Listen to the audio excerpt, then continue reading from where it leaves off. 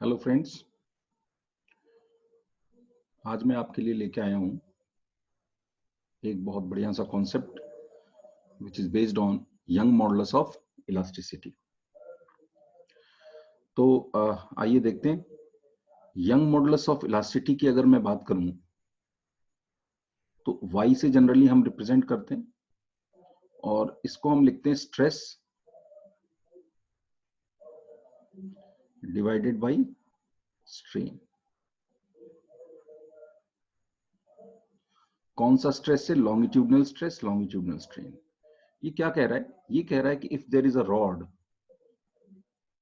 मान लो ये कोई रॉड है जिसका क्रॉस सेक्शनल एरिया ए है, नेचुरल लेंथ है इसकी एल, चलो मास मान लेते एम है। यंग मॉडुलस ऑफ इलास्टिसिटी जो है वो इस मटेरियल की दी है y। It depends upon material. Young modulus of elasticity depends upon material only. तो मैं कह रहा हूं ये इसकी नेचुरल लेंथ है, लेंथ एल है। अब अगर इस पे मैंने दोनों एंड्स पे, यूनिफॉर्म रॉड है डेफिनेटली, इसके दोनों एंड्स पे टी और टी फोर्स लगाया, टी एंड टी, तो इसकी लेंथ एल से बढ़कर के एल प्लस हो जा रही है डेल्टा एल। ठीक, तो यहां पर y इक्वल टू मैं लिखूंगा स्ट्रेस। स्ट्रेस जब मैं लिखूंगा यहां तो आएगा T बाई ए, ठीक है, और डिवाइडेड बाय स्ट्रेन क्या आएगा? स्ट्रेन आएगा delta L by delta L upon L.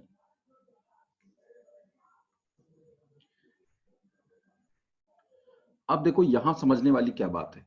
यहां समझने वाली खास बात यह है कि अगर आपसे पूछा गया है इसका स्ट्रेस, तो आप जिस रॉड पे y equal to stress by strain लगा रहे हैं, आपको बिल्कुल क्लियरली पता होना चाहिए कि इसके इस क्रॉस सेक्शन पे स्ट्रेस की वैल्यू, इस क्रॉस सेक्शन पे स्ट्रेस की वैल्यू, इस क्रॉस सेक्शन पे स्ट्रेस की वैल्यू, यहां यहां यहां, हर जगह अगर स्ट्रेस की वैल्यू सेम है तभी आप इस पूरी रॉड पे एक बार में y equal to stress by strain लिख सकते हैं। अगर अलग अलग जगह स्ट्रेस चेंज हो रहा होगा तो आप ऐसे सोचिए कॉमन सेंस लगा के कि यहाँ पर स्ट्रेस में आप टी की वैल्यू क्या लिखेंगे? टी की वैल्यू अगर यहाँ अलग है, यहाँ अलग है, यहाँ अलग है, तो आप नहीं लिख सकते। या मान लो टी की वैल्यू सेम है, area of cross section change हो रहा है, मतलब मेरा कहने का ये मतलब है कि अगर स्ट्रेस हर क्रॉस सेक्शन पे, उस रॉड के लिए y equal to stress by strain directly लिखना है जिसके हर क्रॉस सेक्शन पे स्ट्रेस की वैल्यू बराबर हो, अदरवाइज हम नहीं लिख सकते। तो यहां पर चलो इसको पहले कंप्लीट करता हूं मैं। अगर मेरे से पूछा जाए कि what is the elongation in the rod, तो y will be equal to t upon, sorry, delta L will be equal to t upon y a into L. ये हो जाएगी इस रॉड की इलोंगेशन। ठीक है, यहां पर खास बात क्या है? यहां पर खास बात यह है कि इस रॉड के किसी भी क्रॉस सेक्शन पे अगर मैं चेक करूं तो जो स्ट्रेस है वो बराबर आ रहा है। फॉर एग्जाम्पल किसी ने कहा कि सर यहां पे चेक करके बताइए जरा कैसे आप निकाल रहे, तो मैं कहूंगा मैं यहां से यहां तक की रॉड का एफबीडी बना रहा हूं, इतने पोर्शन का एफबीडी बना रहा हूं, तो यहाँ पे टेंशन फोर्स टी लग रहा है और इस रॉड का एक्सेलरेशन कितना है? इस रॉड का एक्सेलरेशन क्या है? 0 है। तो इसका मतलब है यहाँ पे जो फोर्स आएगा वो क्या आएगा? टी आएगा। ठीक है, इसका मतलब है यहां पर जब स्ट्रेस की वैल्यू निकालोगे तो टी अपॉन ए ही हम लिखने वाले हैं। तुम्हारी इच्छा हो अगर तो तुम इधर वाले पोर्शन का बना लो, कोई बात नहीं, एक ही बात है। अगर आप इधर वाले पोर्शन का बनाएंगे तो भी आपको यही चीज दिखाई देगी, टी यहाँ पर और टी यहाँ पर, तो स्ट्रेस की वैल्यू टी बाई ए ही रहेगी। तो स्ट्रेस चेंज नहीं हो रहा है, इसलिए हम एक बार में y equal to stress by strain लिख पा रहे हैं। ठीक है, चलो थोड़ा सा इसको ट्विस्ट करता हूं मैं, देखो यहां समझ में आएगा। मान लो, और ये बहुत पुराना पॉपुलर क्वेश्चन है, ऐसा कुछ नहीं कि कोई मैं नया बहुत भारी सवाल कराने जा रहा हूं।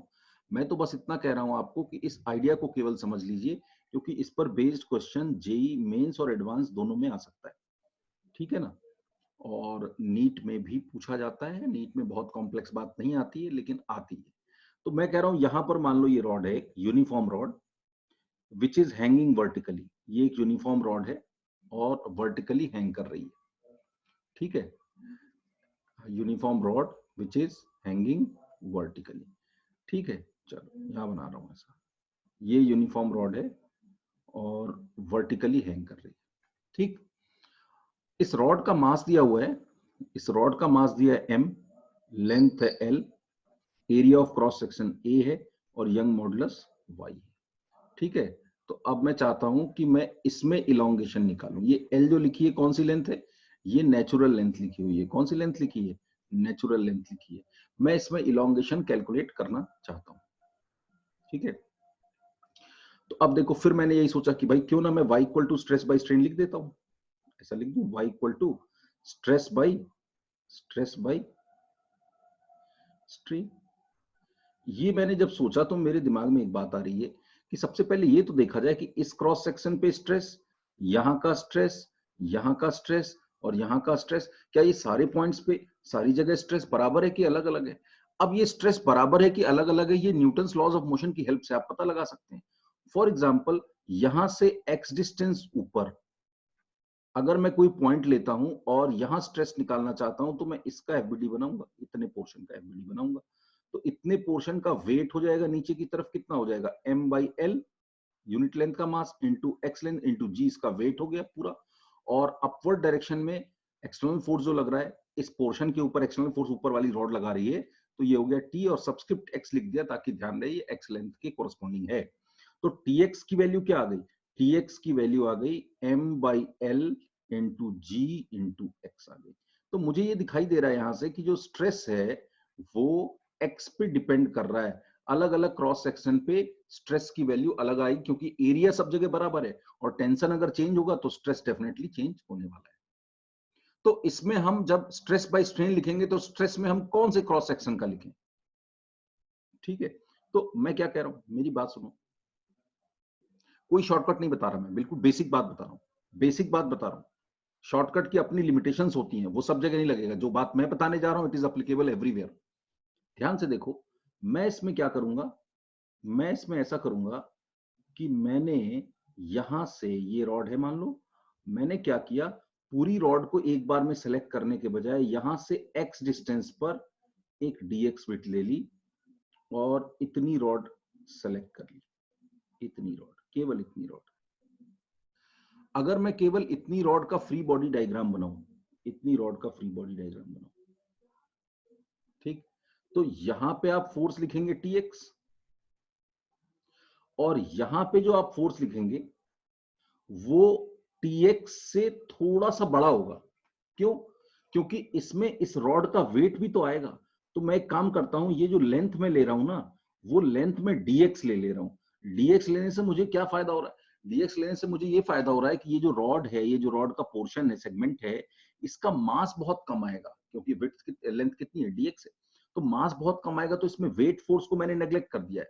आप ये समझ लो कि एक्चुअल में यहाँ पर सिचुएशन कुछ ऐसी होगी, एग्जांपल दे रहा हूं, कि जैसे यहाँ पे होगा फोर्स 5 न्यूटन का और यहाँ पे फोर्स होगा 5.00001 न्यूटन का, ठीक है। तो क्या इस रॉड में मैं स्ट्रेस यूनिफॉर्म एज्यूम कर लूं तो काम चलेगा कि नहीं चलेगा? आराम से चल जाएगा भाई। आप टेंशन फोर्स की वैल्यू 5 लेकर के इसमें निकाल दो, कोई फर्क नहीं पड़ता, because stress is not drastically changing in this small rod, small bit. आप बड़ा पोर्शन लोगे तो टेंशन में खास बड़ा चेंज आ जाएगा, बड़ा चेंज आएगा तो you will not be able to write y equal to stress by strain. Understanding? तो मैं क्या कह रहा हूं, मैं कह रहा हूं अब आप इसकी बात करो। मान लो इसकी लेंथ क्या थी? dx, और इलोंगेटेड इसकी लेंथ जो है, इलोंगेटेड इसकी लेंथ जो हो गई वो हो गई dx प्लस dy। ये जो y है ये छोटा y है और यंग मॉडुलस का y जो है वो कैपिटल Y है, अंतर समझना।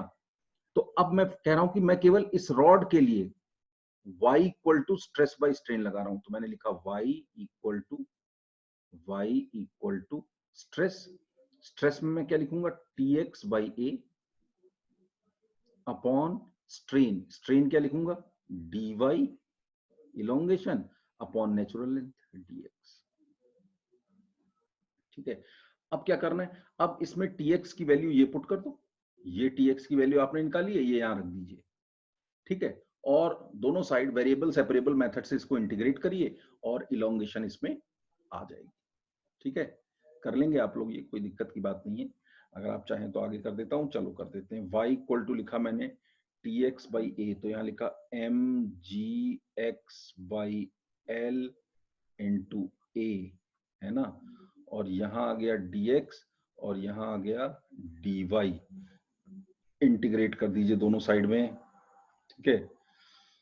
x की वैल्यू 0 से लेके l तक, और y की वैल्यू 0 से लेके टोटल इलोंगेशन मैंने y मान लिया।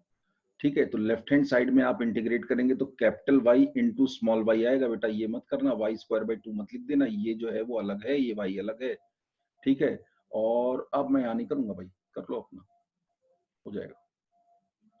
हो जाएगा नहीं हो जाएगा, बिल्कुल हो जाएगा। चलो मैं एक काम करता हूँ, इसको सॉल्व करने के बजाय इस वीडियो में एक दूसरा एक क्वेश्चन सेलेक्ट करके उसको सॉल्व कर देता हूँ, तो शायद आपको ज्यादा हेल्प मिल जाएगी। ठीक है ना?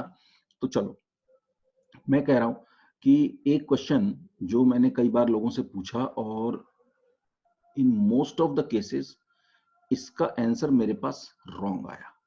मैं बिल्कुल नहीं कह रहा कि सब लोग रॉन्ग ही करेंगे, ऐसी सोच नहीं है मेरी।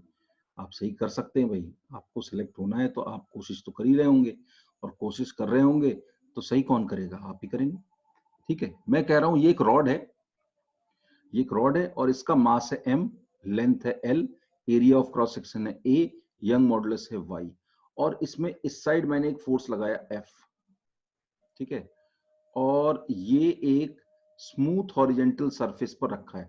म्यू की वैल्यू क्या दी है? 0। म्यू की वैल्यू क्या दी है? 0।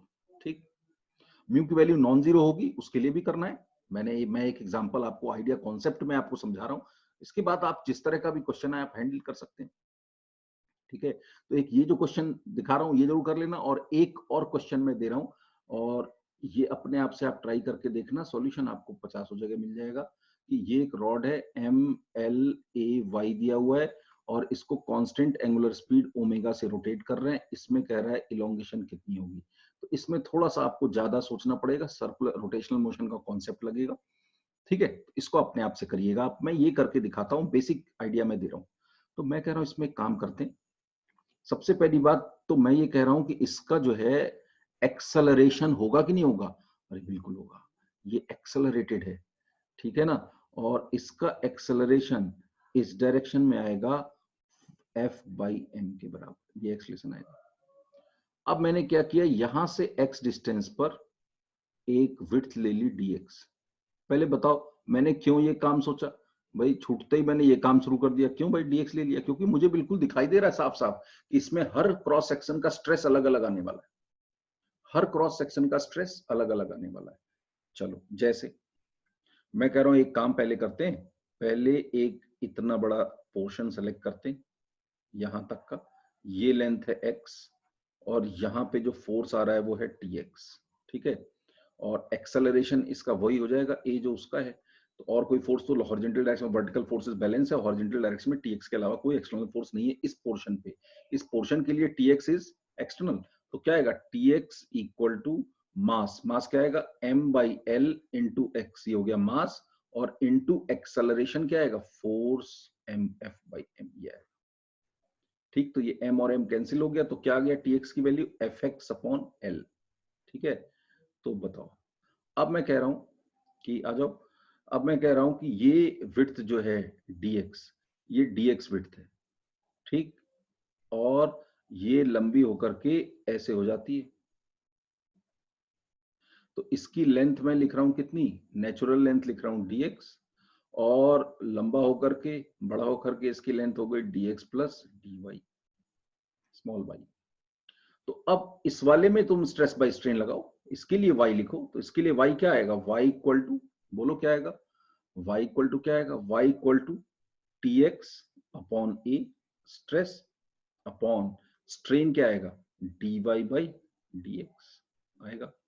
तो इसको मैं लिख रहा हूं y equal to tx, tx क्या आएगा? fx अपॉन l, और बाई a आएगा tx, tx upon dy by यहाँ आएगा dx, और यहाँ आएगा dy, और फिर आ जाएगा इंटीग्रेशन, है ना? तो x की वैल्यू 0 टू l और y की वैल्यू 0 टू y। तो ये आ गया y इक्वल टू, बोलो क्या आया? कैपिटल Y उधर ले जाऊंगा, तो f और l अपॉन 2ay। ठीक है ना? FL upon 2ay। बोलो भाई, ये total elongation in the rod है। तो बेसिक कॉन्सेप्ट जो मैंने सिखाया वो यही है कि कब हम छोटी रॉड लेकर के इंटीग्रेट करेंगे और कब हम पूरी रॉड पे एक बार में लिख देंगे। ठीक है, आई होप आप इससे बेनिफिटेड होंगे। Thank you.